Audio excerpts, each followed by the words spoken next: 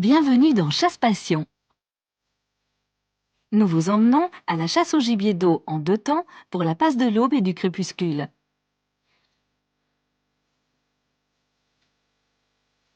Ensuite, Christian de Normandie nous fera découvrir la réserve naturelle que constitue le barrage de l'Ozon.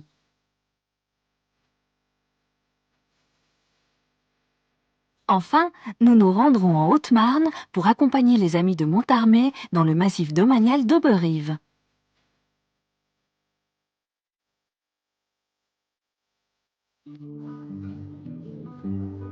Il est 6h30, nous sommes à la ferme de Maurepaire dans l'Aube où se prépare la chasse au gibier d'eau du jour.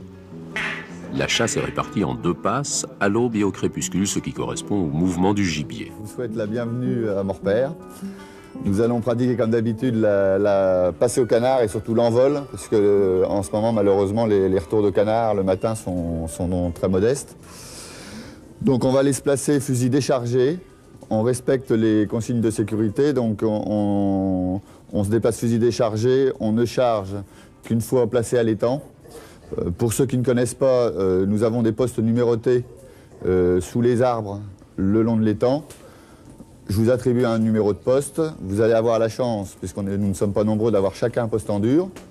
Donc vous restez à votre numéro de poste. Quand toute la ligne est placée derrière les arbres, il fera suffisamment jour ce matin, donc il n'y aura même pas besoin du coup de corne traditionnel pour démarrer la chasse. Vous avancez sur vos postes en dur le plus discrètement possible. Vous chargez et vous tirez.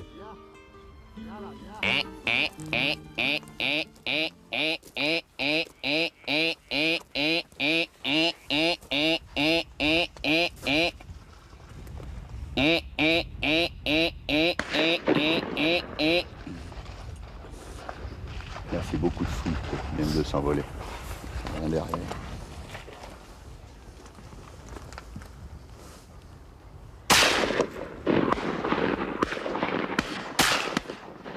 Les 16 hectares de l'étang de Maurepaire sont gelés en grande partie.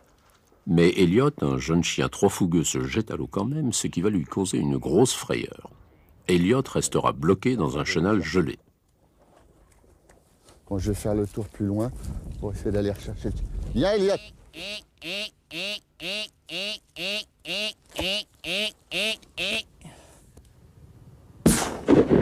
Joli! Apporte, Lassie! Apporte! Apporte! Apporte! Apporte, Lassie! Apporte là! Apporte là! Apporte! Au-dessus! Apporte là! Apporte!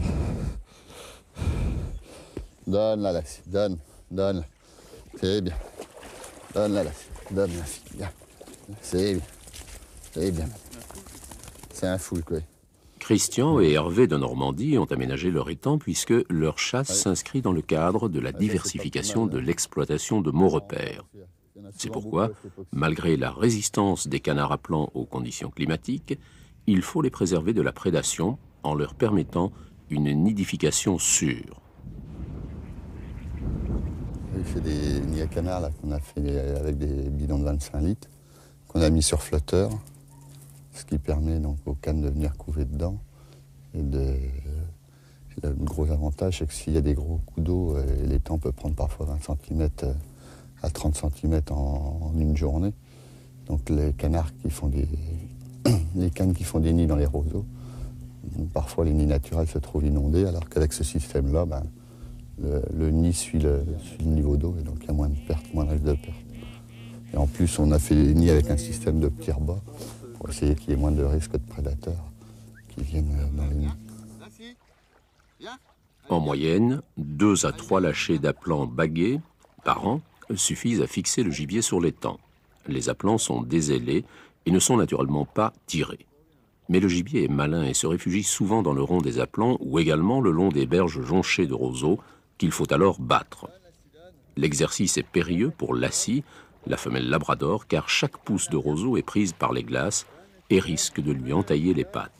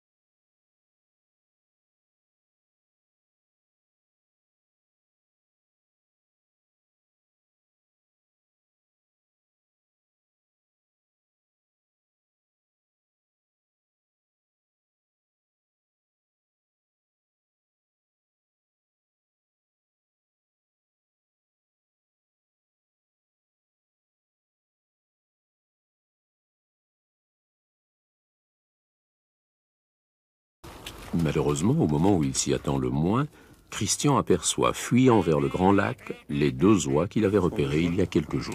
Ah oui, le cri caractéristique et puis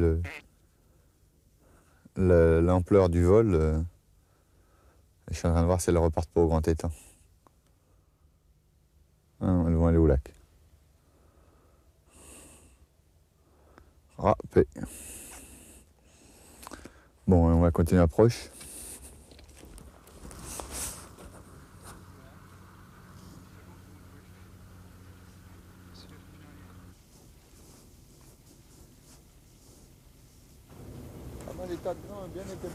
Vous voyez qu'à quelques fusils, tout canard qui vient se poser sur l'étang sera vu et pratiquement tiré à chaque fois.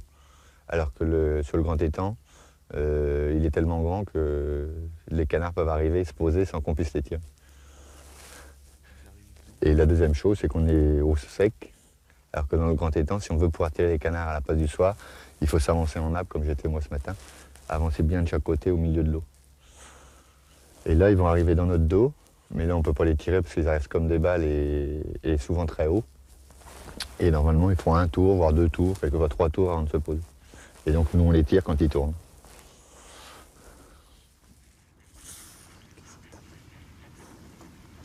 La technique le soir, à la place du soir, pour mieux voir les canards, c'est de regarder toujours au plus sombre. Comme ça, si le canard passe dans une partie un peu plus claire, l'œil étant bien accoutumé à la pénombre, on les voit d'autant mieux. Que si on fixe tout le temps le coucher de soleil, si on a des canards qui passent là où ça sera beaucoup plus sombre, on les verra beaucoup mieux. Il faudra patienter immobile jusqu'au crépuscule pour voir et entendre les premiers gibiers. Les chasseurs sont prêts. Le premier qui aperçoit un canard pousse un sifflement. Tous les autres restent immobiles et attendent que les oiseaux perdent de l'altitude pour bouger. D'ici là, il faut attirer le gibier avec le meilleur appât qui soit, la voix humaine.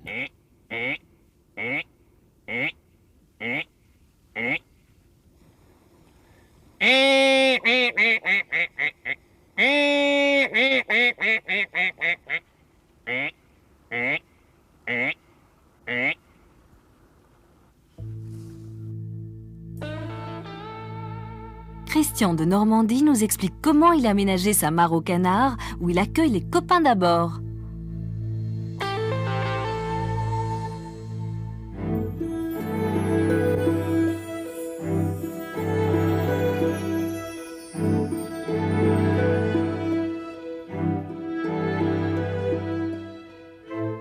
Nous entrons dans la ferme de Maurepaire, dans le département de l'Aube. Une ferme paisible, dont les plus anciennes dépendances remontent à la fin du XVIIe siècle. L'architecture à colombage de l'édifice semble avoir été épargnée par l'écoulement du temps. Aujourd'hui, Christian de Normandie est le maître de maison. Avec son frère jumeau Hervé, ils ont décidé de diversifier leur exploitation en se tournant vers leur passion commune pour la chasse au gibier d'eau. Christian nous emmène aujourd'hui au barrage de Lauzon dans le parc régional de la forêt d'Orient. Le barrage se situe en bordure du domaine des de Normandie et constitue depuis peu une réserve naturelle pour tous les types de gibier.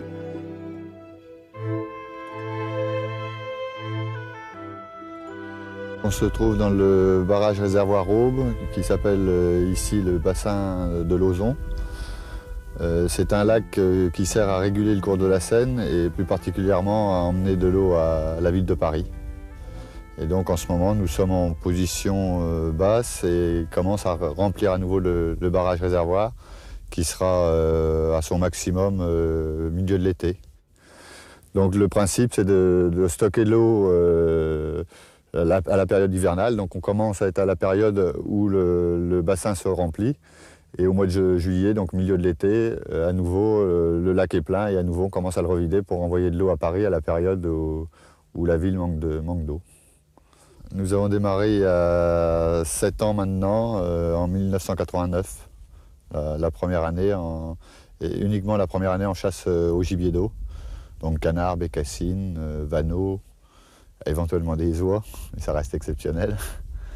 Et nous avons démarré l'année d'après des journées de chasse en plaine, pour faire connaître la chasse au gibier d'eau, puisqu'on s'est aperçu que les chasseurs de la région connaissaient bien la chasse en plaine, et il y avait une demande pour la chasse en plaine. Mais finalement, ils connaissaient relativement peu la chasse au gibier d'eau. Donc on a démarré une activité de chasse en plaine en plus, au mois d'octobre et novembre, où là on fait des lâchers de perdreaux et de faisans, puisque malheureusement il n'y a plus de gibier naturel en plaine sur notre exploitation. Et ça nous a permis de ramener un petit peu de chasseurs pour le gibier d'eau. Notre domaine chassable s'étend à peu près sur 220 hectares, hein, essentiellement de plaine. Il y a un étang de 14 hectares et un étang de 2 hectares. On achète des jeunes canards qu'on lâche sur l'étang à 5 semaines et qui nous servent d'appelant tout au long de l'année. Au maximum, on peut chasser, on a 26 postes sur le grand étang, mais à part les premières chasses d'ouverture où il y a énormément de demandes puisque les autres chasses ne sont pas ouvertes, après c'est très variable. Ce matin, nous étions 5, il y a des jours on sera 10, 12. Plus on avance dans la saison, moins on est nombreux puisqu'il commence à faire froid. C'est vraiment ce qu'on appelle les sauvaginiers, donc les chasseurs de gibier d'eau qui viennent exclusivement à cette époque-ci. Hein. Les autres chasseurs préfèrent venir plutôt en saison, soit faire de la plaine et du canard en même temps, soit faire que du canard, mais plutôt ce qu'on appelle les battues de début de saison, où il faut quand même avouer qu'on tire une partie des canards qui ont été élevés sur l'étang. Hein. Donc là, ils sont sûrs d'un tableau et ça les rassure. À son niveau le plus bas, le barrage de Lauzon est le refuge idéal pour le gibier d'eau. De petites mares abritées offrent un refuge appréciable aux petits comme aux grands gibiers. De plus, en période de chasse, le gibier d'eau s'y replie volontiers puisque la retenue d'eau est visible de loin. Vous faites combien de canards sauvages par an? De canards sauvages par an, en moyenne, c'est 500-600 par an, hein, de vraiment sauvages. Hein, puisqu'il faut savoir que nos appelants sont bagués, donc on sait exactement le nombre d'appelants lâchés et le nombre d'aplants tués tous les ans. C'est quel type d'appelant? Donc ce sont des colverts. Hein. L'important c'est de les lâcher jeunes, parce qu'en les lâchant à 5 semaines, ils deviennent volants vers 9 semaines, vraiment bien volants à 10 semaines, et en agrénant bien régulièrement l'étang, pour qu'ils ne manquent pas de nourriture, en principe ils restent. Hein, alors il y a des années, il y en a une partie qui s'en va, c'est très irrégulier, mais c'est la seule solution si on va avoir du canard qui vole bien, puisque l'avantage de cette chasse, de cet élevage, c'est d'avoir du canard qui est élevé dans les conditions d'un canard naturel et qui vole aussi bien. On ne voit pas la différence. Et on a un certain nombre de nos chasseurs qui viennent ici parce qu'ils savent que les oiseaux volent très bien. Hein, c'est pas du tir, c'est de la chasse encore. Et vous avez également une jachère faunistique? Donc on a une jachère faunistique, mais ça sert plus aux chasses voisines, qui sont des chasses de gros gibier. Et on a opté pour cette jachère faunistique essentiellement aussi pour essayer de diminuer les dégâts de sangliers que nous avions dans nos cultures, et notamment dans nos maïs. Puisque le principe de la jachère faunistique, c'est une parcelle qu'on a mis en pâture pour le chevreuil essentiellement. Et on a fait une petite parcelle de maïs au milieu pour tenir les sangliers. Mais vous ne chassez pas de gros gibier sur vos terres? Et nous chassons le gros gibier sur nos terres, mais j'allais dire on le fait uniquement entre amis, puisque nous faisons partie d'un groupement d'intérêt cynégétique qui nous impose des bracelets sangliers. Nous avons le droit à 5 bracelets de sangliers de moins de 60 kg, qui sont remplaçables si on respecte les poids. Et quant au chevreuil, c'est un plan de tir, un plan de chasse, et donc nous avons le droit à 2 chevreuils sur exploitation. J'allais dire ça, c'est pour les amis. C'est de la réserve particulière.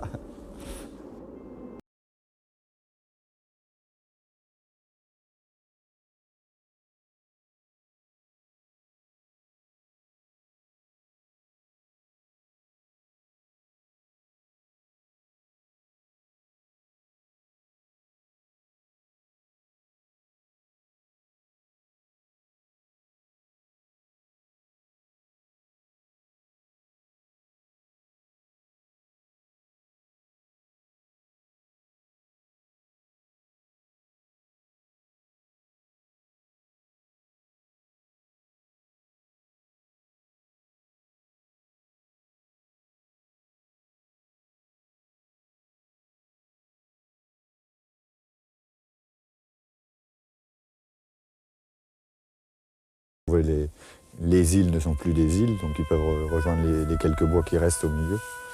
Et ça fait une réserve. Il y a d'ailleurs des gens qui vont faire qui sont pas chasseurs, mais leur passion c'est la caméra vidéo et ils font des films sensationnels. Hein. J'en ai déjà vu un ou deux. On a l'impression que les sangliers vont sauter dans la caméra.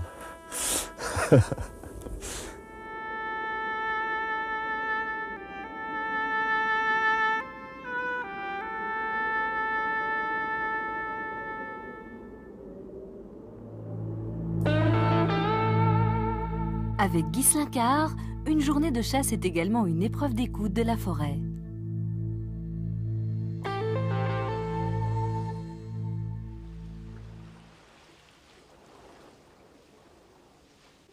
C'est en Haute-Marne, non loin de la ville de Langres et près du village d'Augeur, que les amis de Montarmé se réunissent pour traquer le chevreuil dans la forêt domaniale d'Auberive. Chaque week-end de saison, 4 équipes de 8 postés et 11 rabatteurs forment le groupe mené par Didier Albert, sous la présidence de Maurice Gilbert.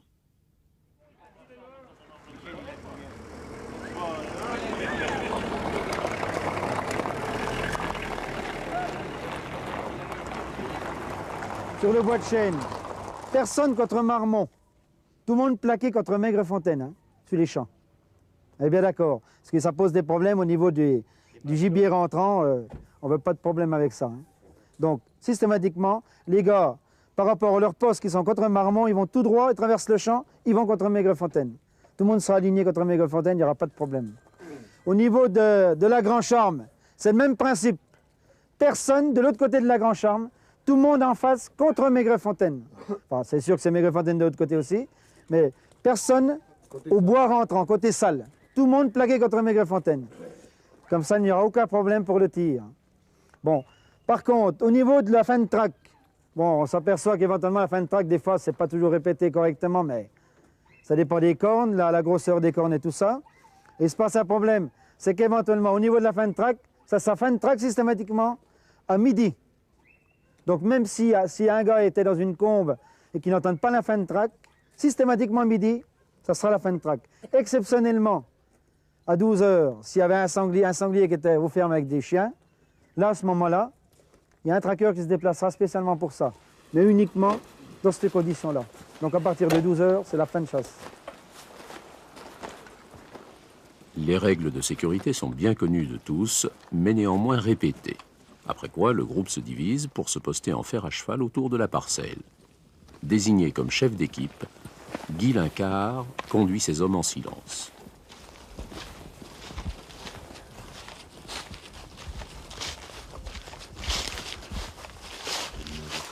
Ouais, numéro 4. Tu sais qu'ils arrivent de là-bas. Ouais. Ils poussent.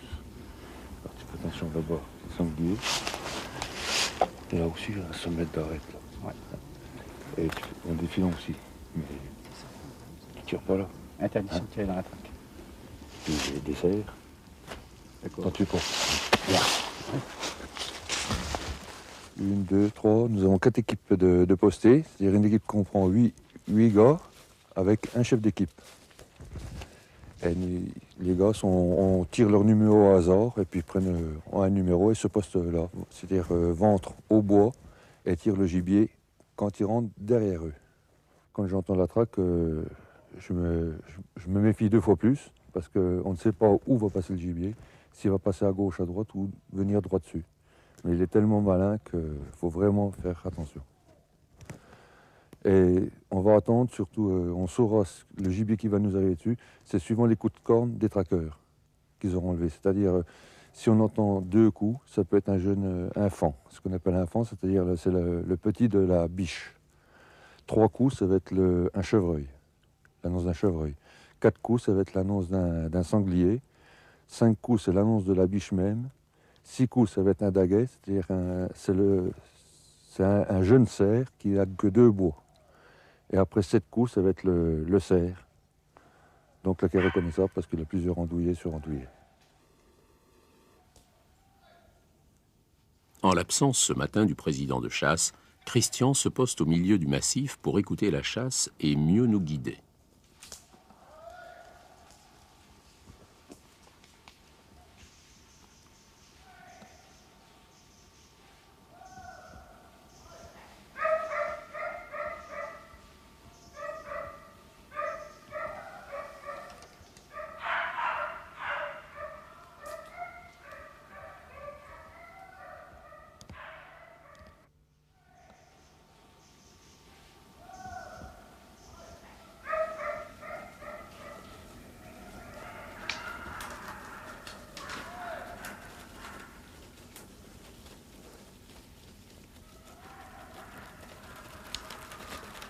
Voilà, alors les traqueurs arrivent par là-bas.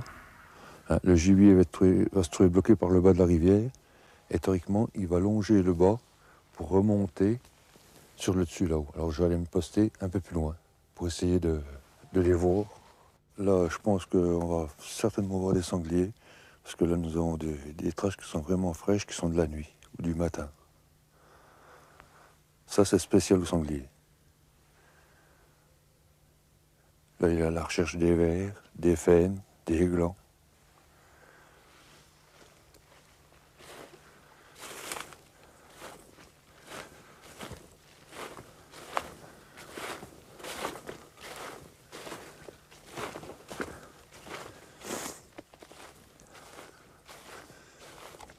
Nous avons une carabine à verrou, hein, c'est une arme très dangereuse. Hein, c'est l'équivalent d'une arme de guerre, si c'est pas pire. Étant donné qu'on fait de la chasse au gros gibier, c'est-à-dire le sanglier et le cerf surtout. Enfin, comme cette année on n'a pas le droit au cerf, c'est surtout pour le sanglier. Alors voilà, là c'est une arme, je peux mettre 4 balles dedans, parce qu'elle est semi-automatique, c'est-à-dire qu'il y a une culasse dessus. Et normalement, ça serait une carabine automatique, j'ai le droit qu'à 3 balles. Voilà, là le calibre c'est du 300 Winchester Magnum. C'est-à-dire que c'est une balle assez puissante pour pouvoir, disons, arrêter un gros sanglier. Par contre, sur un chevreuil, ça ferait beaucoup de dégâts. Hein, nous avons des balles beaucoup plus petites, enfin j'en ai pas, mais nous avons des balles beaucoup moins grosses pour le chevreuil, justement pour ne pas l'esquinter. Hein, disons, pour créer un chevreuil beaucoup plus tendre, a une peau beaucoup plus fragile. Alors une petite balle suffit pour le tuer. Tandis qu'un sanglier, avec sa carapace, il faut quelque chose de puissant justement pour l'arrêter net, pour éviter qu'il ne soit blessé puis qu'il aille mourir ailleurs ou agoniser, qu'on ne le retrouve pas.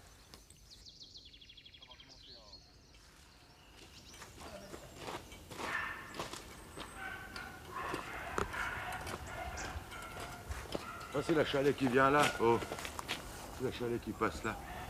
Ah bah voilà, tiens. Oh. Allez, non. Oh.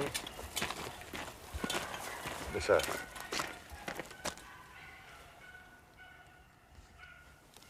On entend une chasse là-bas. Ah, elle tourne. Oui. Il est avec toi, Paya? Est-ce que c'en était? Est-ce Non, que non. c'est autre chose?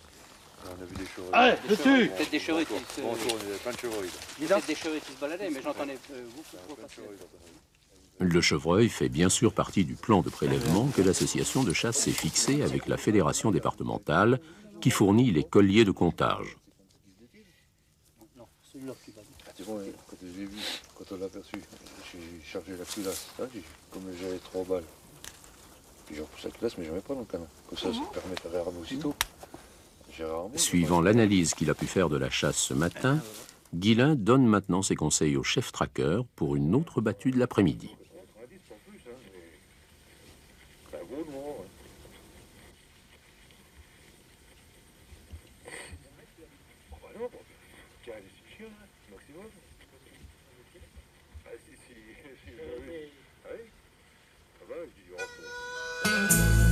Votre prochain rendez-vous est une battue au cerf en Eure-et-Loire, avec Gérard Poupon dans la forêt de Bailleau-l'Évêque.